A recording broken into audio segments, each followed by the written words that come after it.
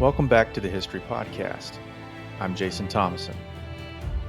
In our last episode, we traced Assyria's earliest days, from a merchant kingdom in Ashur, through the breakthroughs under Ashur-dan I, and into the struggles of the Middle Assyrian period. Today we move into the 9th and early 8th centuries BCE, when Assyria clawed its way back from weakness and began to forge the empire that would terrify the ancient Near East. This is the story of the Neo-Assyrian Empire's rise, when conquest became relentless, kingship became inseparable from war, and Assyria developed the machinery of control that made it the world's first great military superpower.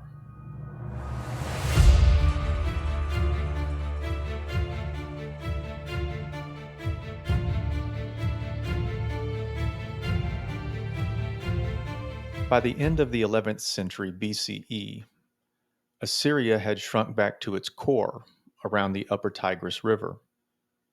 Powerful neighbors, famine, and internal struggles nearly erased it from history.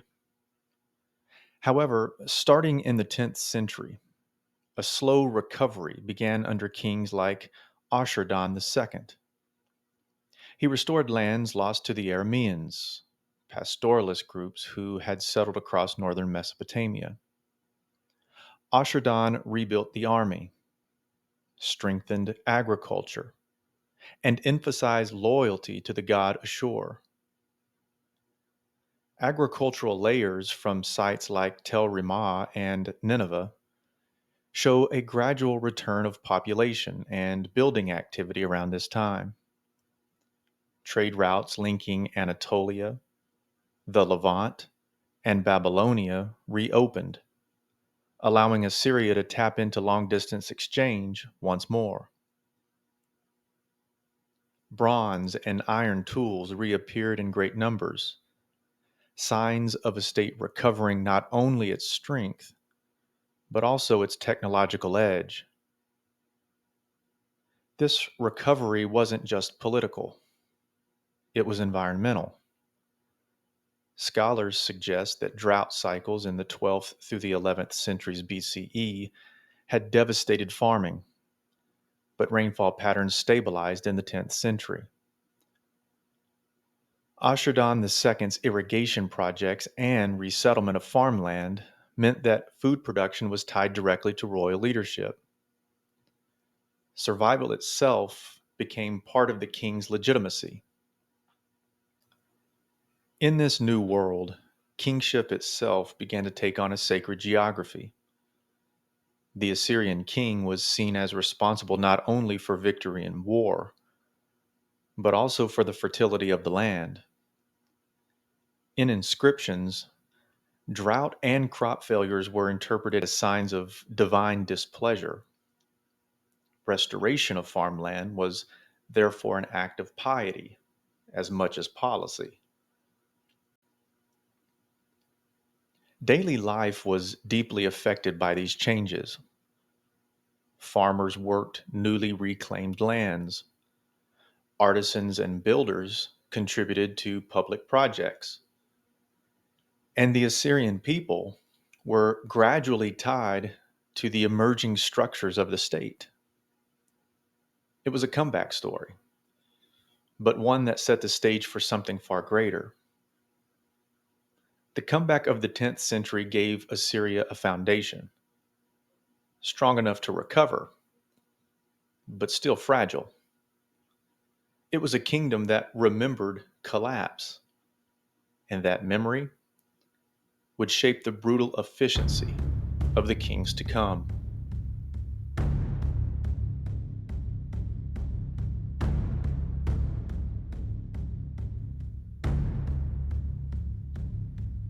The true turning point came with Ashurnasirpal II. He was ruthless, ambitious, and determined to project Assyrian power in ways no one would ignore. Ashurnasirpal II launched brutal campaigns against the Zamua Highlanders and the Arameans, crushing resistance with overwhelming force. His inscriptions brag of impalements, flayings, and mass deportation. I built a pillar over against his city gate, and I flayed all the chief men. I covered the pillar with their skins. These inscriptions were carved not for the victims, but for the Assyrian audiences, scribes, soldiers, and subjects, who would see in them proof that their king fulfilled the divine mandate of Ashur.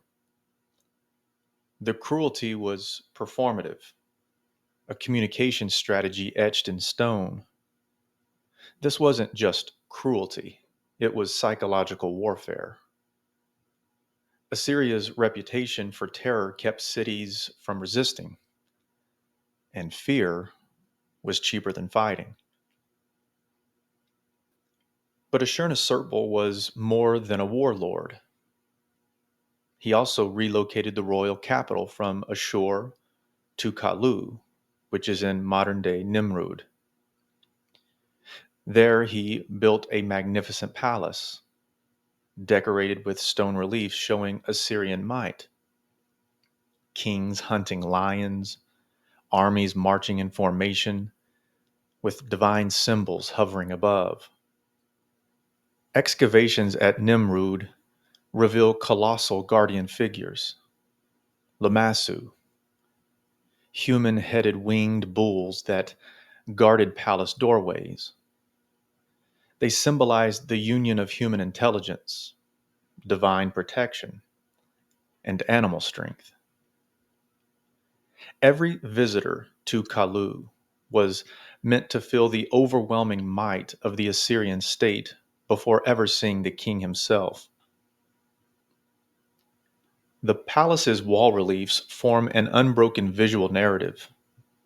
Campaigns, victories, rituals, all flowing together to show that divine favor and royal conquest were inseparable.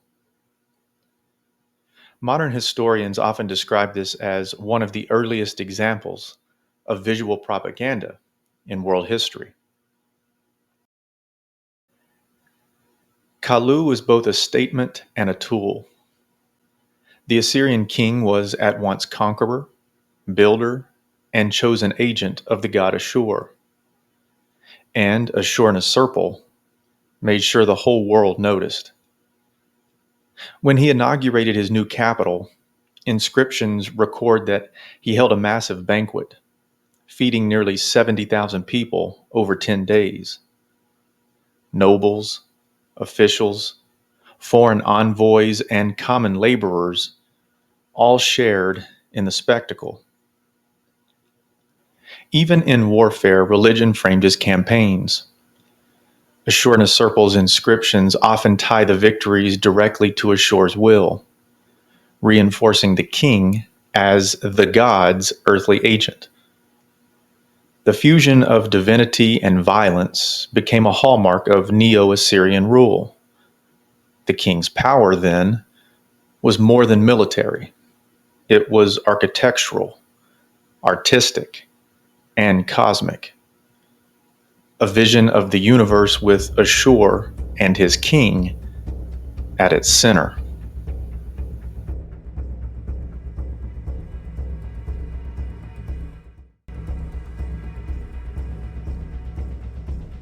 Ashurnasirpal's son, Shalmaneser III, expanded even further. His campaigns reached into Syria and the Levant, bringing Assyria into direct conflict with powerful city-states and kingdoms. By Shalmaneser's time, Assyria's ambitions collided with a crowded political map. In the west lay Aramean kingdoms like the Bidadini and the Bidagusi. In the south, Babylon still claimed cultural supremacy. And to the north, The rising kingdom of the Urartu was consolidating around Lake Van. The Neo-Assyrian world was a patchwork of shifting alliances. At the famous Battle of Karkar, Shalmaneser faced a coalition including Hadadezer of Damascus, Ahab of Israel, and others. Though Assyria claimed victory, the battle showed just how much resistance its expansion provoked. Modern scholars still debate the outcome of Karkar. Some view it as a tactical victory, but a strategic stalemate. Assyria failed to permanently subdue the Levant. Others note that Shalmaneser's later inscriptions continue to list Karkar as proof of divine favor, suggesting that even limited victories could be transformed into propaganda triumphs. The coalition itself was striking. Multiple states had set aside rivalries to confront Assyria. Shalmaneser's campaigns were not reactive. They provoked political responses that shaped the Levant for decades. One of the most remarkable legacies left behind by Shalmaneser III is a monument known as the Black Obelisk. Carved from black limestone and rising over 6 feet tall, this striking monument captures in vivid relief the kings and envoys who bowed before the power of Assyria. Among them stands, or rather kneels, Jehu of Israel. Jehu had seized the throne of Israel around 841 BCE, but almost immediately he found himself facing the same harsh reality that confronted so many of Assyria's neighbors: submission or destruction. And so, Jehu bowed. The Black Obelisk, discovered in 1846 by the English archaeologist Sir Henry Layard in Nimrud, records this moment with extraordinary precision. Both in writing and imagery, it immortalizes the tribute paid by distant kings to Shalmaneser.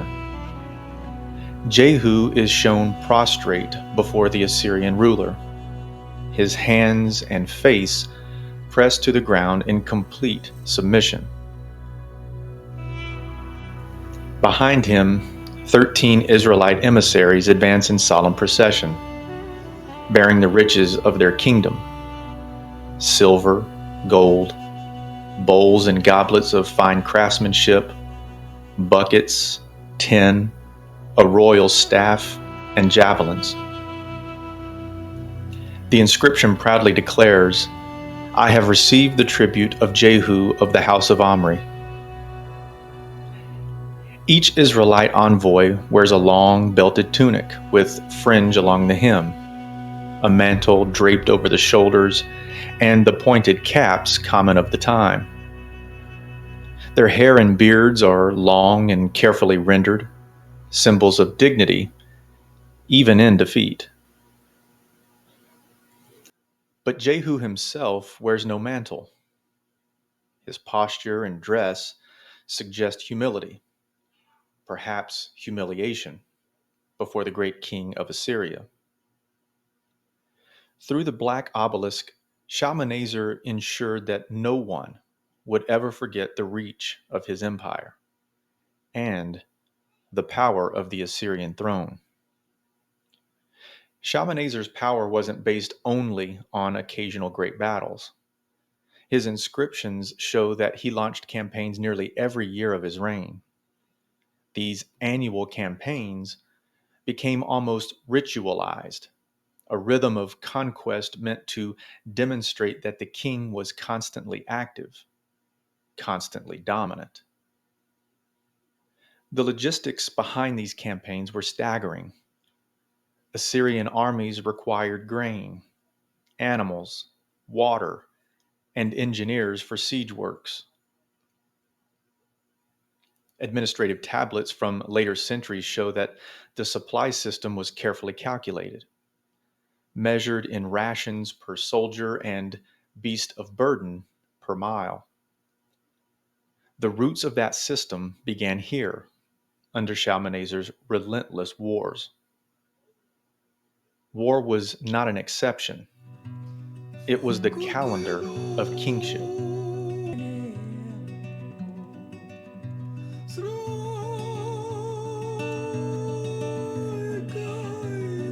By the ninth century BCE, Assyria wasn't just winning battles, it was creating a system to sustain empire. The genius of Assyrian power lay not only in conquest, but in integration. Once territories were subdued, Assyria sought to make them function as parts of the single machine. Conquered lands were reorganized into provinces, each ruled by an Assyrian governor loyal to the king. By the populations were forcibly relocated to break resistance and supply labor.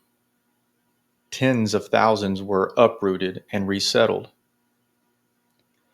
These deportations also spread Assyrian culture and language across the Near East. Akkadian, written in cuneiform, remained the administrative language, while Aramaic became a common spoken tongue from Egypt to Iran. This linguistic fusion would endure long after the empire's fall. Military roads allowed armies to move quickly and also facilitated tribute and trade. The king became the earthly embodiment of Ashur's will. War was no longer just politics, it was divine destiny. Conquest and deportation required records, tribute tallies, letters, census lists, and dispatches. The empire's archives reveal how scribes tracked grain deliveries, troop deployments, and the movement of resettled populations. Assyria was ruled not only by iron and fear, but also by ink and clay. Excavations at Nimrud and Nineveh have uncovered archives containing tens of thousands of tablets, letters, inventories, and royal decrees. Through them, historians can trace how information flowed from provincial governors to the royal court, creating one of the earliest examples of a centralized communication network in recorded history. This system gave Assyria staying power. It wasn't just conquering cities, it was transforming landscapes and societies to serve Assyrian control. The empire's control wasn't absolute, but it was astonishingly durable. Even rebellious provinces, once reconquered, were quickly reabsorbed into the administrative web. Assyria's bureaucracy was elastic. It bent under pressure, but rarely broke.